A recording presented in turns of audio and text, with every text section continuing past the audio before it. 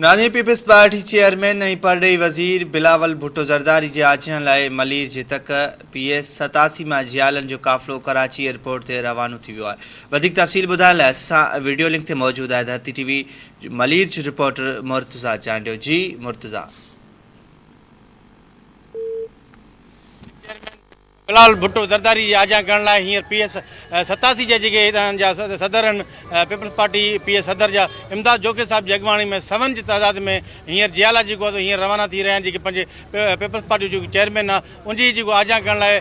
थोरी देरि में ई जेको हितां रवाना थींदा जेको एयरपोर्ट ते लाइ। ऐं तव्हांखे ॿुधाईंदा हलूं त हीअ केतिरनि ॾींहंनि खां हिननि जूं जेको तयारियूं थी रहियूं त जीअं ई पंहिंजो क़ाइद चेयरमैन बिलावल भुट्टो ज़रदारी जी कराची पहुचंदो त हितां जा जियाला हितां जी जियालियूं हितां जा नंढा जेके ॿार आहिनि ऐं बुज़ुर्ग जेको आहे पंहिंजे क़ाइद जेको भरपूर इस्तक़बाल कंदा कंहिं हवाले सां तव्हांखे ॿुधाईंदुमि त मलीर जे मुख़्तलिफ़ PSनि मां गराब तोड़े इब्राहिम मुदरी बिन कासिम ऐं मेमणकोट मां जेको हज़ारे तइदाद में जेके रैली आहिनि उहे